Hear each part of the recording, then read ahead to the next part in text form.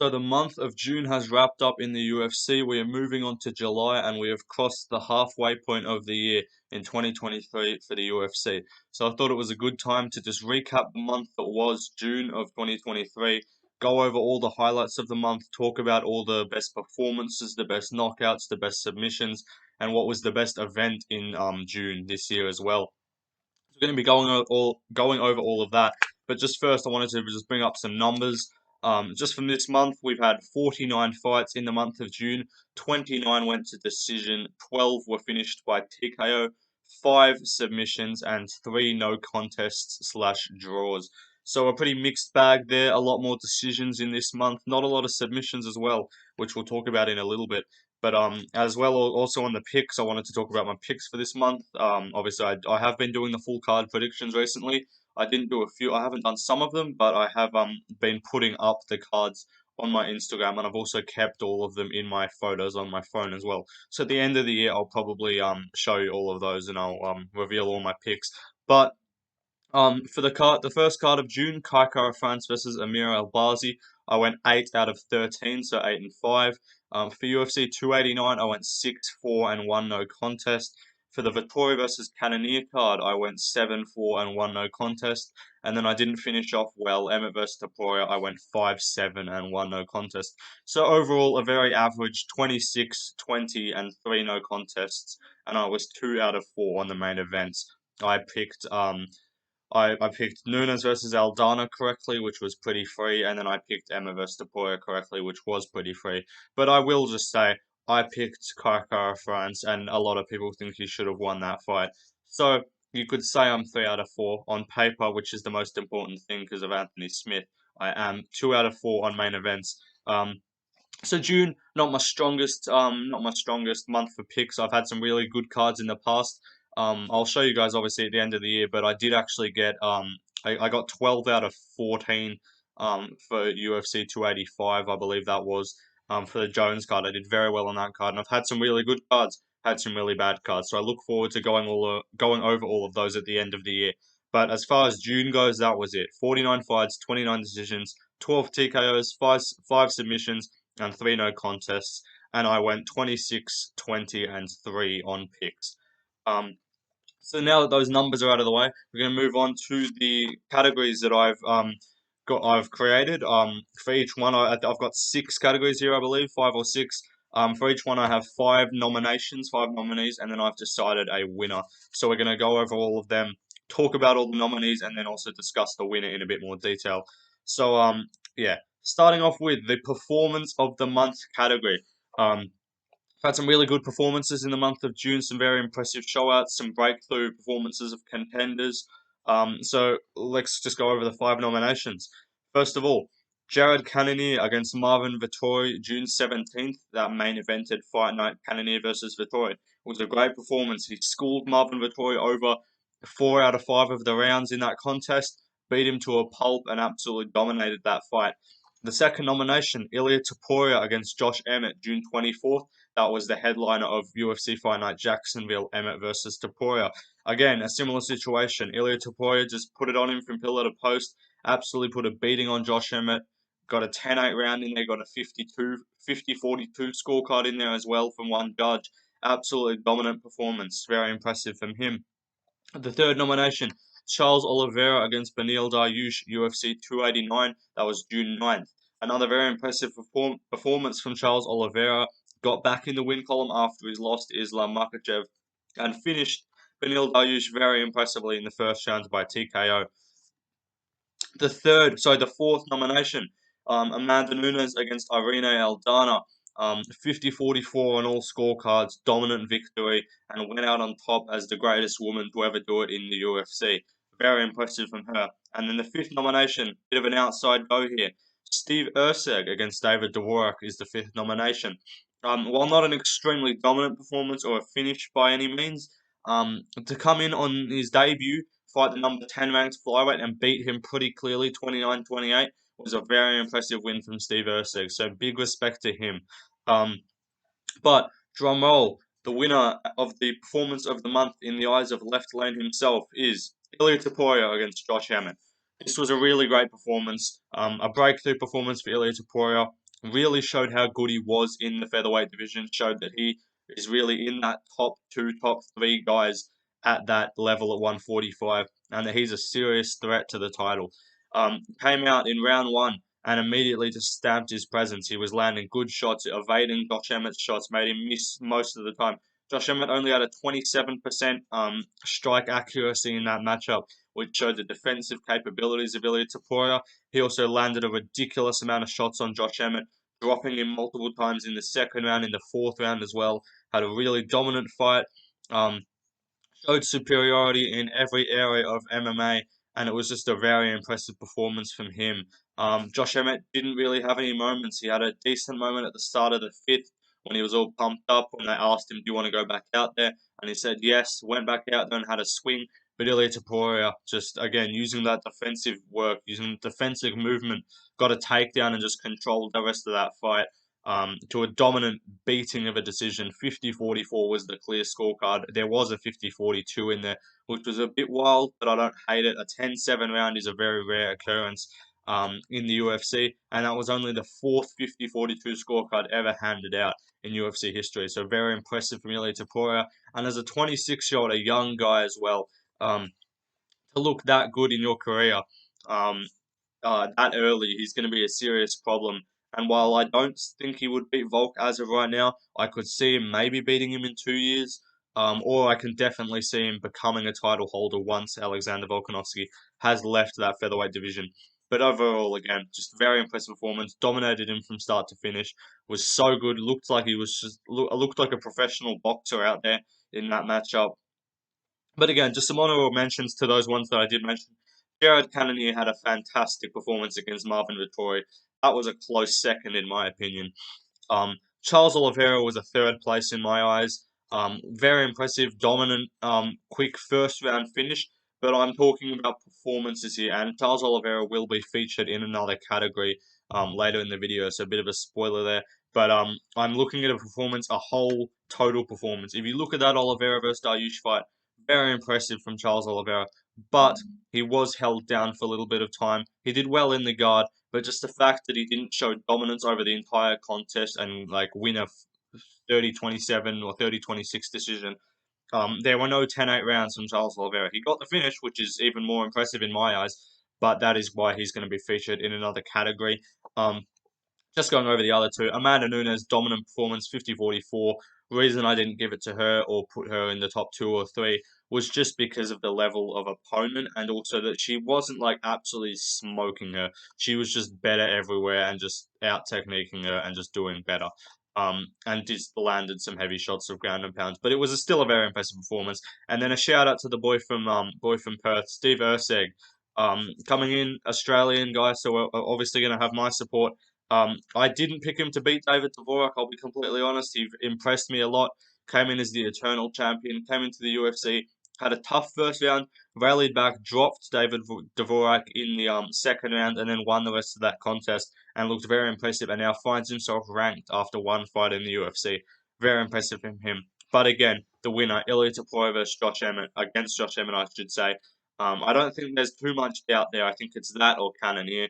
And just the fact that Cannonier was hurt in that fight in the first round against Vettori, and Ilia really didn't have much significance landed on him. That's why I've got to really go with Ilia Topuria over Jared Cannonier for the performance of the month. So there you go. I'm sure that's the biggest honor in his career, an award from Left Lane. But moving on to the submission of the month.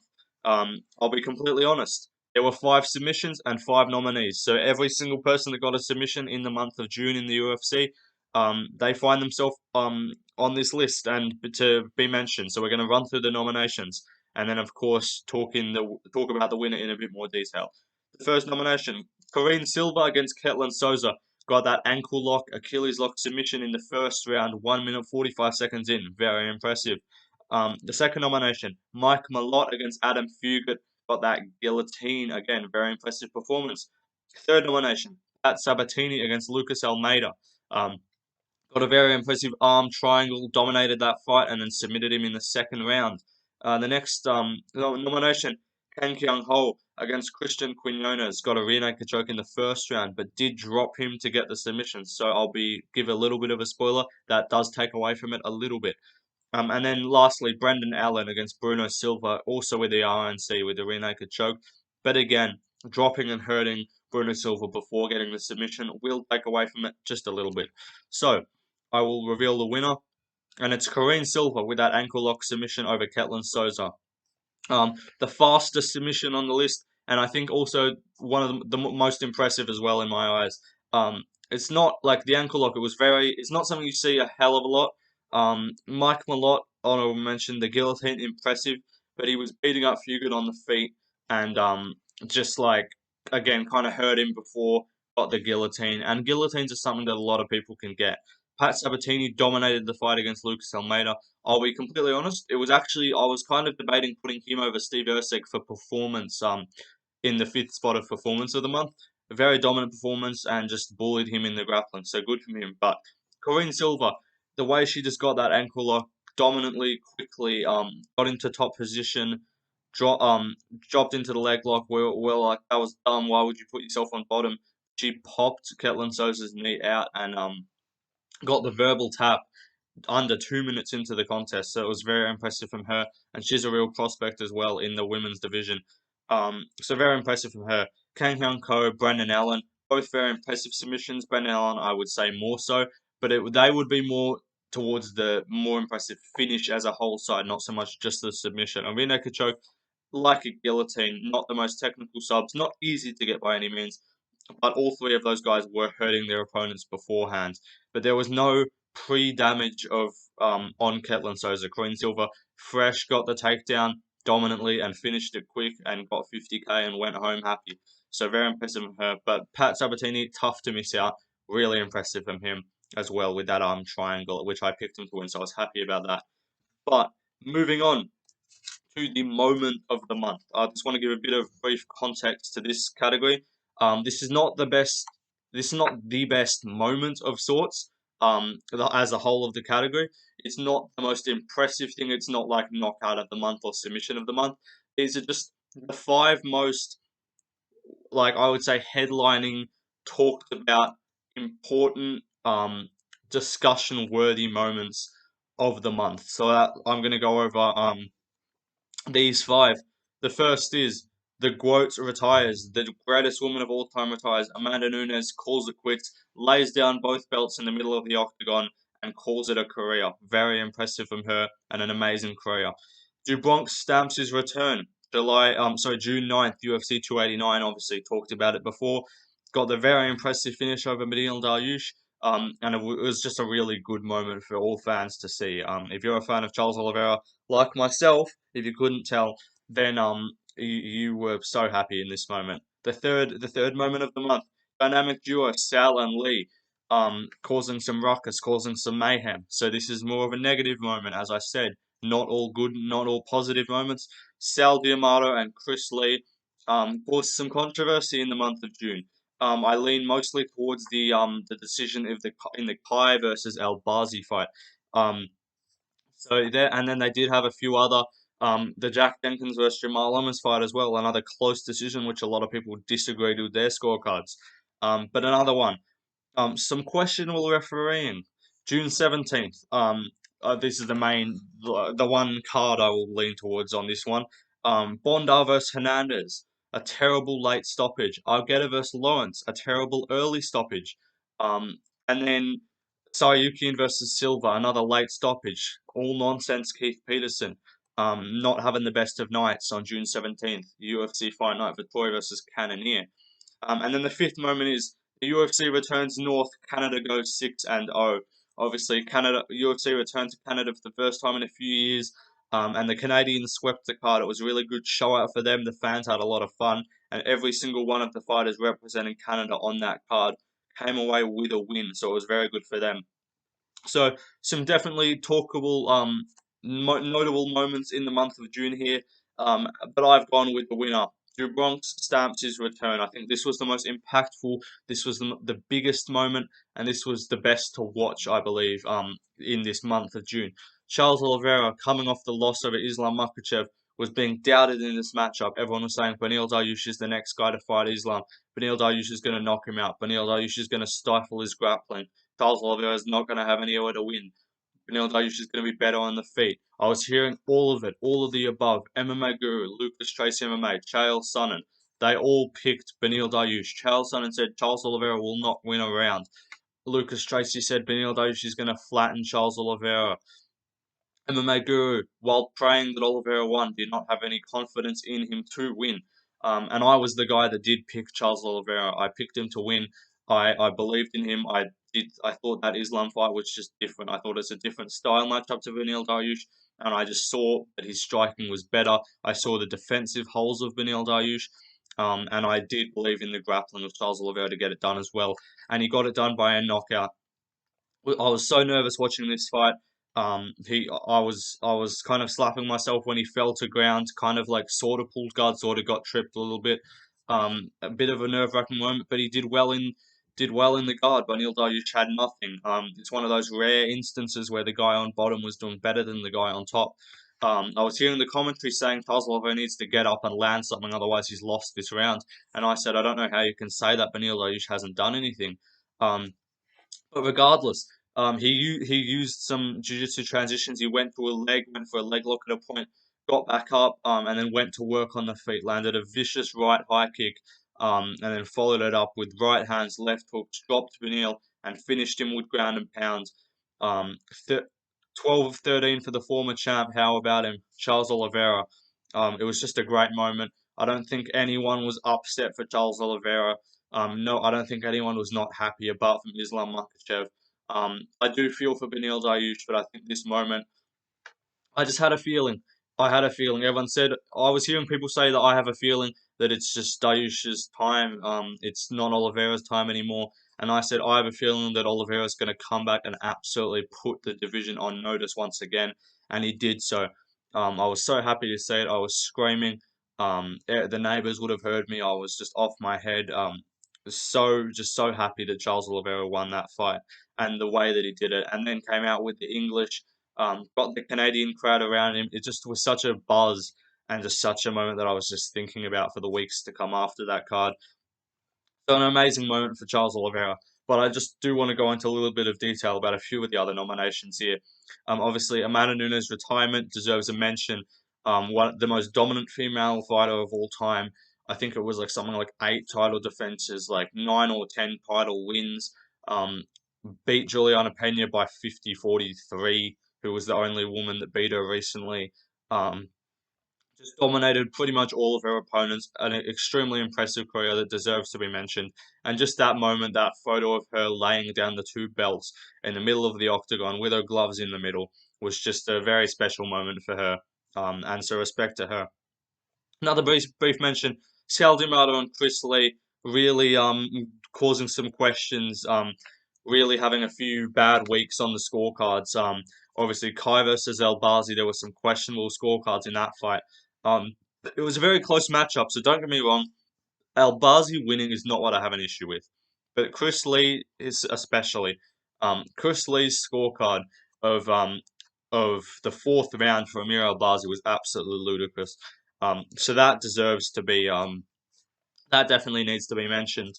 Um, and then another one that he scored 50-42 for Ilya Taporia. He scored Jenkins Emmers for Jenkins. Like, just I don't think there was any clear cut scorecard of his that I don't think there was a close fight this month that Chris Lee got right. I'll be completely honest with you. And then Sal D'Amato doing what Sal D'Amato does, also just a few questionable scorecards in there. But it was really Chris Lee that stood out as one of the worst judges that we've seen recently, and some really questionable things.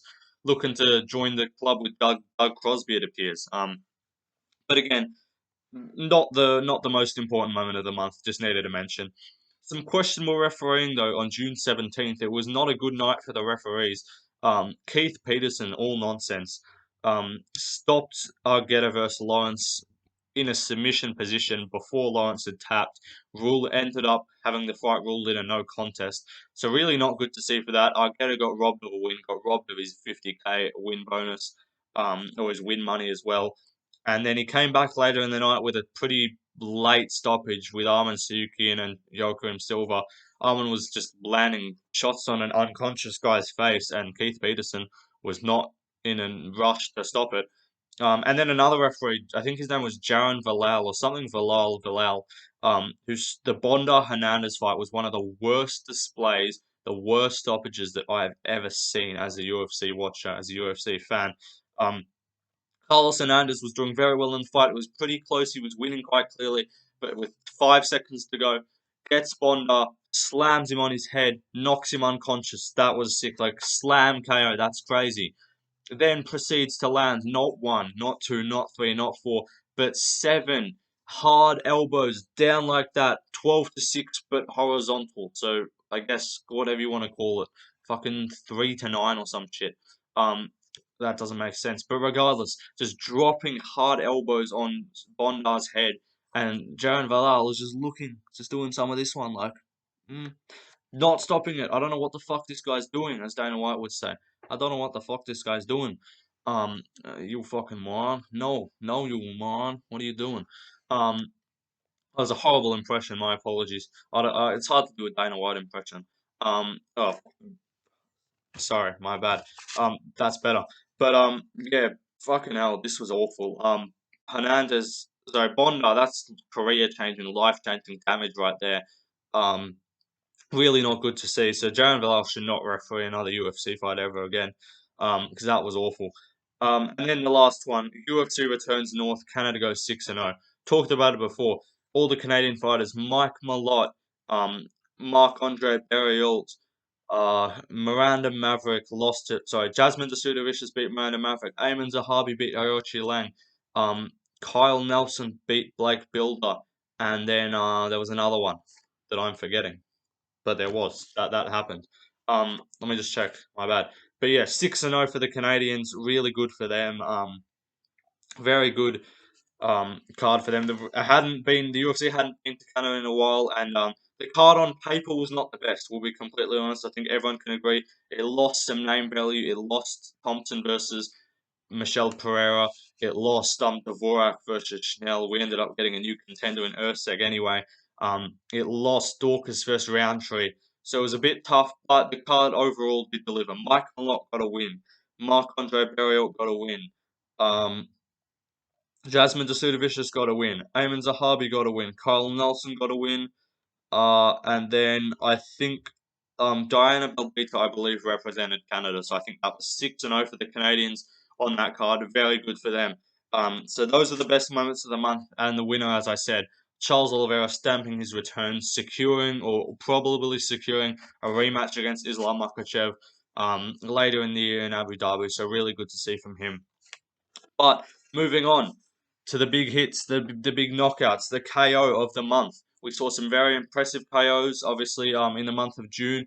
12 TKOs slash KOs in this month, and we've got 5 nominees here, and I believe I'm pretty confident in these 5 as the best, the most impressive, the most electrifying, and just the most skillful and most monumental, um, just big knockouts that we saw. So we're going to go through those nominations. Starting off with Jim Miller against Jesse Butler. The left hook into the uppercut to the unconscious opponent. Very impressive knockout, like 15, 16 seconds in, extremely quick, the quickest one on this list. The next one, Charles Oliveira against Beneil Dariush. Head kick, punches on the feet, right hand, dropped him, ground and pound. Very impressive from Charles Oliveira. Manel Torres against Nicholas Motta. The elbow from hell, the elbow absolutely flatlined him. Big KO from him. David Onama against Gabriel Santos got the right uppercut into the hook on the way down, and Santos was out bad. I'll be completely honest with you. Got brought down a little bit because of the celebration. Wasn't a big fan of this. Like, just stop. You're not easy. Chill. And he said afterwards that he planned it because the guy was Brazilian, and Easy did it against a Brazilian, and that's just a weird reason to do a celebration. But still, a very impressive knockout nonetheless in a fight that he was losing. And then the final nomination, Ayman Zahabi, aka Ariel Helwani, got the big knockout in just over a minute against Aocha Lang. The big left overhand, stepped in with the right, went to the knee pick, and then came over with the left hand and absolutely flattened Aocha Lang. Ground and pound was not required, but it happened anyway. Bit of a late stoppage, but a very impressive KO. So it's really hard to pick here, I'll be honest. Um, Charles Oliveira's, while the most high profile, I think I leant away from because it was the only one that wasn't like a clean KO. Very impressive, but not a KO. So I was leaning with Jim Miller, David Onama, and Manel Torres were my kind of top three there. My favorite by far was Charles Oliveira, don't get me wrong, but in terms of just the best KO, the cleanest, most impressive, I've ended up going with Jim Miller as the winner. Jim A10 Miller, the 40-year-old, getting it done in 16 seconds against the debuting fighter in Jesse Butler. Absolutely, like, swung on the feet early, looked like they were going to be scrapping, but Jim Miller just got a different level of power at 40. It was weird to see. Just absolutely hammered him with a left hook, uppercut, finished him off. Yeah, left hook, uppercut, bang. He was out, like his knee was folded behind him, folded like a lawn chair, doing some Kamaru Usman type things over there, just out, and then the uppercut was just extra, but it was made the KO what it was. So a very impressive knockout from Jim Miller at his old age.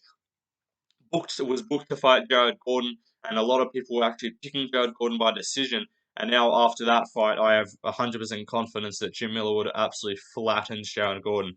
But the other knockouts as well. We talked about Oliveira as well. Very impressive, big moment, loved it. Manel Torres, the elbow, that was probably second place for me. One of the best, most like beautiful step in timed elbows that you'll ever see. Just stepped in, bang, got him right on the button, right on the nose, and put him out. If he'd walked off, I would have probably put this number one because Nicholas Motta was out cold, so he really didn't need to follow up with ground and pound. But he did. So that's the kind of thing. It's just the cleanest. Jim Miller didn't follow him to the ground. Jim Miller left hook, uppercut, and just walked off. Didn't have to go down.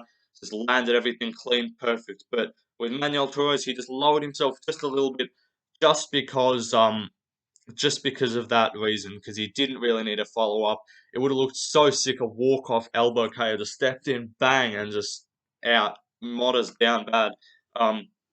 But yeah, again, the other one, um, Onama versus Santos, very clean, very impressive. Um, was helped by the fact that Santos was being a bit of an idiot and just walked towards him. If you watch that finishing sequence, Santos, like, he got hurt with a knee in close. I think he got it uppercutted once, and then he just walked towards him like this. He was like, oh, walked towards him, bang, uppercut, and just like out. And he was out like partially. You could kind of see he was like still a little bit there. And then Onama just followed up with a big right hook and just clobbered him and just put him out cold. I was gonna just show on my phone, but it's really shitty quality. I might actually do that, just for the fun of it. Excuse how bad this quality is probably gonna be. I've got a terrible phone. Um, but yeah, if you just look at this here, he walks towards him, just walks into him again, like, you know what I mean there? It was just a bit very impressive knockout, but there was really not much defense shown from the side of Gabriel Santos. Um, so a bit questionable from him.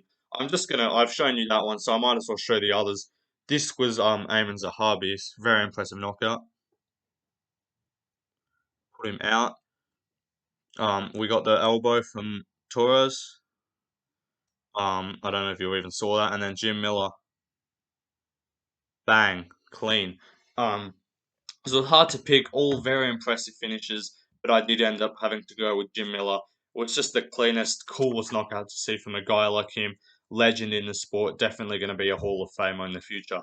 But that's that topic done. Moving on though to the fight of the month. We saw some back and forth scraps, some barn burners on the feet in the month of June, and I've narrowed it down to five, which I think were the best fights that I would recommend you go back and rewatch. If you're going to ask me what are five fights I have to rewatch in the month of June, then I'll give you these five. So starting off with Alex Caceres versus Daniel Pineda, a fun featherweight scrap. This was a really good back and forth fight. 1-1 going into the third, and then Caceres schooled him. But this fight was really fun to watch. Both guys got hurt. Caceres was in some deep submissions, tough for him.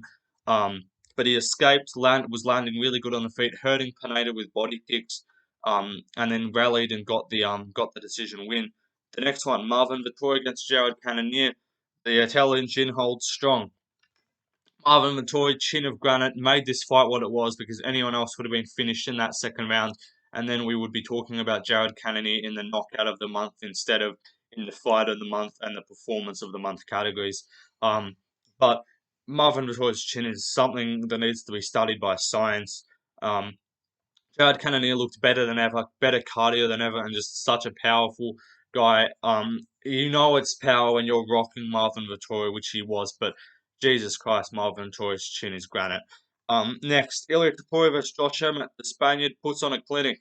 As we talked about it before in the performance of the month.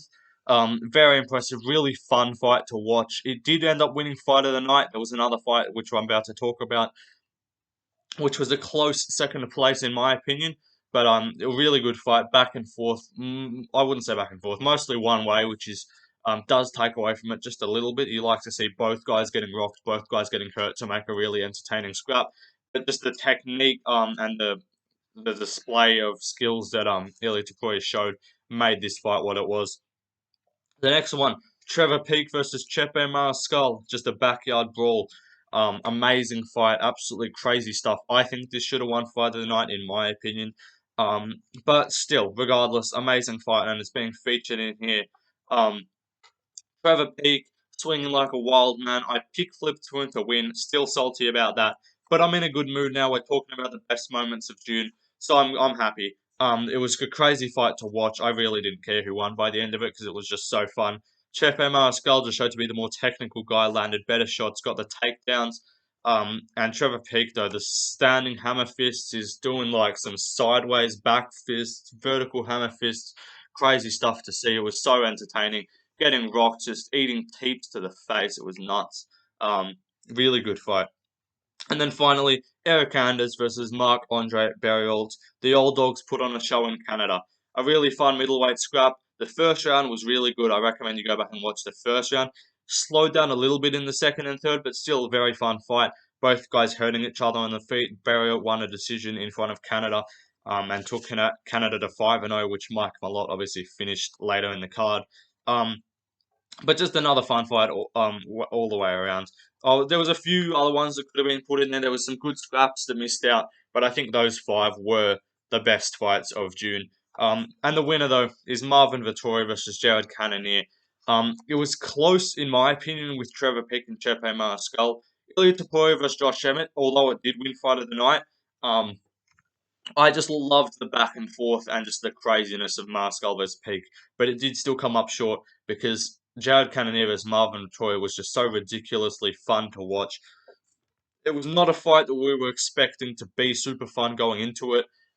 We thought it would be a kind of boring jab and cross fest on the feet, bit of takedowns on each side, just be a boring middleweight fight. But it was not boring in any way whatsoever. Marvin Tory rocked Cannonier twice in the first round, got hurt himself as well, won the first, and then in the second round, Cannonier put an absolute beating on him, standing 10-8 at him. Um, Still don't understand how Marvin Vettori was not dropped in that fight. It was absolutely ridiculous. He was almost on a leg, almost on one knee in that fight. That second round took 90 shots to the head, but was still swinging back. It was so crazy. Like this, after that first round, I was like, "What the fuck?" Marvin's absolutely smoking him. I was like, I picked Marvin, so I was like, "Oh, let's go." My pick's right here. Um, I picked Marvin by decision. I'm like, oh, Marvin's going to get him out of here. Marvin Pillowhands Vettori, who normally never finishes anyone, has just turned on the heat and he's going to finish Jared Cannonier. But Cannonier rallied. He swapped back out of that southpaw stance, which was causing him some defensive troubles, and he just went to work on Marvin Vettori, just absolutely landing bombs after bombs on his face. Set a middleweight significant striker record, and it was just so fun to watch. I don't know why you wouldn't have seen this fight, but if you haven't, I don't even have to tell you to go back and watch it. You should already have picked that up by now. So really good stuff. And an entertaining middleweight scrap as well. Absolute crazy stuff. Again, Chepe Mariscal versus Trevor Peak was nuts. Entertaining the whole way. No idea how that didn't go the distance. The odds on fight to go the distance, on fight to not go the distance on that fight, it was paying like nothing. It was like $1.22. Odds on it to go the distance was like $10 or something like that. It was crazy. Everyone's like first round finish or bust, like it's nothing else. But ended up somehow going the distance. Chepe Mariscal was just so good in that fight. Showed to be way better, technical, more patient than Peak. Landed the big shots. And Peak's chin is similar to one of that of Vittori. absorbed a crazy amount of damage in that fight, and that made the fight as entertaining as it was. So some really good scraps though in the month of June. But moving on to the event of the month. We got the final category here. Got my notes down. We saw 4 events obviously in the month of June. Some really good ones. Obviously on paper, again on paper I beat him. On paper, if you take away all his skills individually, he's not that good. But yeah, on paper this month of June was not the most stacked. Wasn't really having a lot of people looking forward to it, I'll be honest. I think the two things that people were looking forward to most in this month were Charles Oliveira versus Beneil Dariush and then Ilya Topuria versus Josh Emmett. Those were the two big kind of fights of the month that everyone looked forward to. We lost a lot of fights on in this month. We lost to Madsen versus Allen as a main event. We ended up getting Allen versus Silva as well on that Jacksonville card, but still, we lost a lot of fights on that 289 card. It only ended up having 11 fights. We lost some good fights on the Jacksonville card. We lost Gregorio Rodriguez, lost Tatsuro Taira, but still really good fights all around. So can't really complain at all. But we did lose some fights, but a lot of the cards still ended up delivering. So obviously we're going to go over the 4 nominations from the 4 cards. So obviously Kai versus Albazi. 5 finishes. The highlights in the card was Caceres versus Pineda, Damon Blackshear's TKO, Naimov's KO over Jamie Malarkey, Dante Almeida's TKO over Andrei Arlovsky, Corrine Silva's submission in just over a minute, and then Miller's big flatline KO in under 20 seconds. So those were the highlights of that card. 289 only had 3 finishes, but they had some good highlights. The greatest woman of all time retires. Du Bronx returns in a big way. Mike Malott closes the show for Canada. Zahabi's KO. Barriot versus Anders. Some really good moments on that card. Vittori versus Cannonier. 5 finishes. The highlights. Vittori versus Cannonier as the fight. Arman Sayukin's KO. Battle through adversity. Had a really good scrap with Joaquim Silva. Then we had Pat Sabatini's submission. Manuel Torres' elbow. Alessandro Costa's TKO. Kang's sub.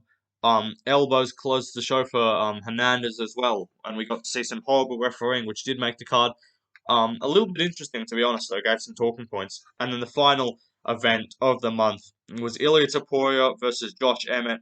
Had 4 finishes on that card. The highlights: Spanish Masterclass from Ilya Topuria, Macy Barber Violence, David Onama's KO, Brendan Allen's submission, Mateusz Rebecki's TKO over Loic Rajdabov, and then, of course, Trevor Peak versus Chepe Mariscal. So some really good fights, really good performances on that card. I'll be honest, I wrote you can see if you see on my cards here, I wrote like all the 5 things here. Does that work? Upside down? No, it doesn't. What the fuck am I doing? Anyway, I wrote down all the 5 nominations and then I wrote down the winner for each of the things here. Like you can see my notes. I've got like the picks here. Like got all this. Look at that. Look at this work. Look at the work I'm putting in. Get around me. But then for the event of the month, I literally haven't even written down what the best event of the month is. So I'm gonna have to put in some put my thinking cap on right now, and come to you with an answer. It was tough. I'm between UFC 289, Vittorio Cannonier, and Emmett Topuria. Every all of the cards were great. Miller's KO, Blackshear's TKO, like Kai versus Albazi had some highlights, but it's just in the Apex doesn't really hit the same. And for that reason as well, I'm gonna have to lean away from Vittorio Cannonier. Just the atmosphere of the card is it's never the same as in the Apex. But when it's in a fight night arena or on a pay per view, it's just a different vibe. Um, so okay, between Emmett Topuria and UFC 289, really tough decision. Emmett versus Topuria, just similar to UFC 289, I'll be honest, brought down by the prelims. Both cards actually only had 1 finish on the prelims and early prelims for the pay per view. Obviously the Emmett vs Topuria card had the only finish on the prelims being Rebecca's TKO, and then Ayman Zahabi got the only finish on the prelims of UFC 289. But the main cards for both of these delivered tremendously. And I'm inclined to say the main card as a whole of Emmett vs Topuria delivered a little bit more. While 289 was undeniably special for Oliveira's win, that made the card what it was to me. I'll be completely honest, in the most biased way possible, I'm just going to say this. If Beneil Dariush should beat Charles Oliveira, this card would not have been the same as it was, but just the vibe that Oliveira brought to this card, and how exciting it was, made it what it was. But on paper, again, only 3 finishes. Some decent fights like Landwehr vs. Ige was a solid scrap. Berriot vs. Anders both went the distance, but solid scraps. Malott, like Mike Malott, Eamon Zahabi, Charles Oliveira. Those were the big finishes on the card. The main event, although it was very impressive from Nunes and she retired on top, did sour the note a little bit in terms of it was not the most entertaining fight and a very lackluster, um, terrible performance by Irene Aldana. I'm not impressed by your performance, as GSP would say. Um, but yeah, I'm gonna have to lean with the card of Emma vs. Topuria as a better card. A better main card, certainly, I would say. Like the main card of UFC 289 was very good, but just the only thing I'll just say this: if Tafa versus Austin Lane had gone ahead and not been an eye poke, and Tafa or one of them had gotten a knockout, that would have been all finishes on this card except for the main event, which was a great fight anyway. And it would have been really fun. But just the fact that the no contest on the main card just really did hurt it a little bit. But I'm gonna have to lean as the best card of the month, the best event of the month was Josh Emmett versus Ilia Topuria, UFC Fight Night Jacksonville. It was a really fun card. I woke up really early. The prelims weren't the best, but it closed strong with the main card. Brandon Allen showed up very impressively, had a really fun fight. Onama versus Santos was a sick fight on the feet and in the grappling as well before the finish. Um, Tafa unfortunately got eye poked. Messi Barber delivered a rare finish. Didn't rely on the judges with the split decision this time. And then obviously Emmett versus Topuria closed the show, and Ilia Topuria, my word, how well he did in that fight and how impressively he showed up. So that is your event of the month, in my opinion.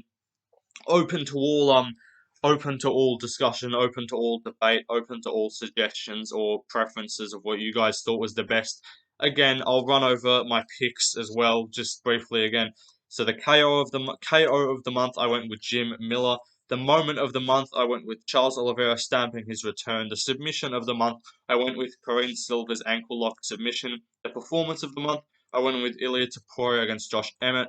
The fight of the month, I went with Vittori versus Cannonier. And to give you some numbers again, 49 fights in the month of June, 29 decisions, 12 TKOs, 5 submissions, 3 no contests.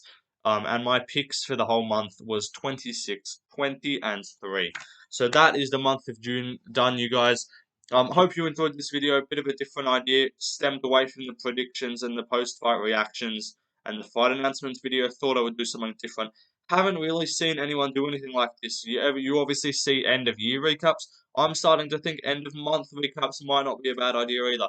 Just to give spotlight to just the month as itself and just highlight highlight the what we saw during the month of June in the future months as well. We got a big month coming up in July, 5 cards in this upcoming month, so really looking forward to that.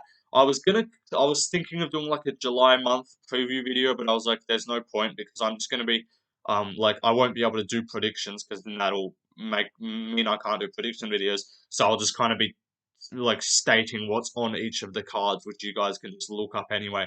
But as you say, I can go over it right now. Strickland versus Mavov. So Strickland versus Magomedov on Sunday. Then we got UFC 290 stacked card. Then another fight night. Then we got UFC London as well, and then finishing off with UFC 291. So some really good quality fights coming up in the month of July to look forward to. But that was the month of June. That was the June that delivered in the way that it did. Some really good fights, some good knockouts, good submissions, good performances, and we learned quite a bit. And some terrible judging and some terrible refereeing. It's obviously very important to go over not only the positives and reminisce of the good moments, but also just to sit down and discuss some of the bad moments and some of the stuff that needs to be talked about and scrutinized a little bit more, like the judging and like the refereeing of one Keith Peterson or one Valal, who's just staring like this, just trying to like, do I stop the fight? Meanwhile, fucking Hernandez just dropping elbows on him, and this guy's like, and there's this fucking this, and this guy's like, what the fuck's this guy doing?